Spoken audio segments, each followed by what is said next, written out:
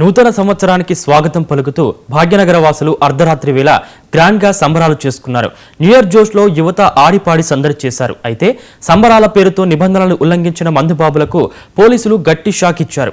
మద్యం సేవించి వాహనాలు నడపొద్దని, అర్ధరాత్రి వేళ రోడ్లపై అనవసరంగా తిరగవద్దని పోలీసులు ముందుగానే హెచ్చరించినప్పటికీ చాలా మంది ఈ ఆంక్షలను బేఖతారు చేశారు. దీంతో పోలీసులు నగర వ్యాప్తంగా విస్తృత తనిఖీలు చేపట్టారు.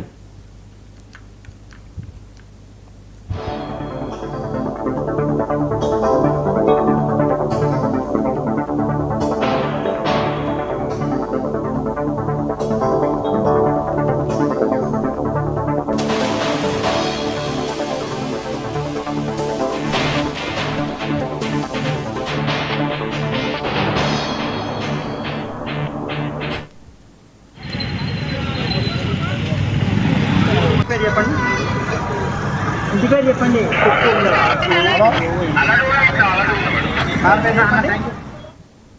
న్యూ ఇయర్ సందర్భంగా హైదరాబాద్ నగరంతో పాటు శివారు ప్రాంతాల్లో పోలీసులు భారీ ఎత్తున డ్రంక్ అండ్ డ్రైవ్ తనిఖీలు నిర్వహించారు. ఈ తనిఖీల్లో రికార్డు స్థాయిలో కేసులు నమోదయ్యాయి. కేవలం హైదరాబాద్ కమిషనరేట్ పరిధిలోనే ఒక్క రాత్రికే 1198 మంది డ్రంక్ అండ్ డ్రైవ్ కేసులు నమోదు చేసినట్లు పోలీసులు వెల్లడించారు. మద్యం మత్తులో డ్రైవింగ్ చేసిన వారి వాహనాలను పోలీసులు సీజ్ చేశారు. బుధవారం రాత్రి నుంచి గురువారం తెల్లవారుజాము వరకు ఈ స్పెషల్ డ్రైవ్ కొనసాగింది. నిబంధనలు ఉల్లంఘించిన వారిపై కఠిన చర్యలు తీసుకుంటామని పోలీసులు స్పష్టం చేశారు.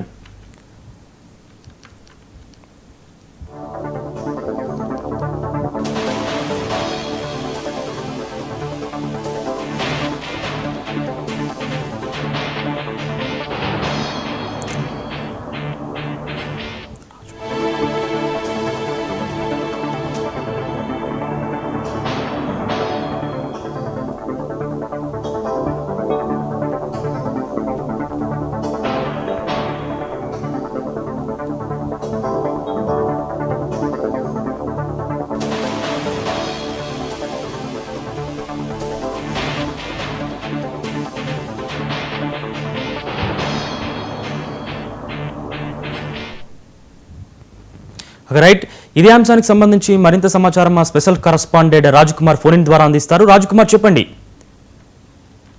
నవీన్, హైదరాబాద్ సంబంధించి నూతన సంవత్సరాల వేడుకలు ఏదైతే ఎంతో ఘనంగా జరుపుకున్న నేపథ్యంలో పోలీసులు మాత్రం డ్రంక్ అండ్ డ్రైవ్ అంటే ఒక హైదరాబాద్ కమిషనరేట్ పరిధిలోనే దాదాపు 1198 మందిపై కూడా కేసు నమోదు చేయడం జరిగింది. తనిఖీలు మాత్రం తెల్లవారుజాము కొనసాగించడం జరిగింది. ఎట్టి పరిస్థితుల్లో అంటే వాహనదారులకు ముందస్తుగానే ఏదైతే హెచ్చరించిన నేపథ్యంలో దానికి అనుగుణంగానే కూడా పెద్ద ఎత్తున హైదరాబాద్ నగరం మొత్తం కూడా తనిఖీలు చేపట్టడం జరిగింది. దీనికి సంబంధించి అంటే ఈ నూతన సంవత్సర వేడుకలకు సంబంధించినటువంటి స్వాగతం పలుకుతూ కూడా మొత్తం భాగ్యనగరం వాసులంతా కూడా ఎంతో ఎంజాయ్ చేస్తూ గడిపారు. కానీ బయటికి వచ్చేటప్పుడు మాత్రం వాహనదారులకు మాత్రం ప్రతి చోట కూడా పోలీసులు డ్రంక్ అండ్ డ్రైవ్ మొత్తం కూడా తనిఖీలు చేయడం జరిగింది.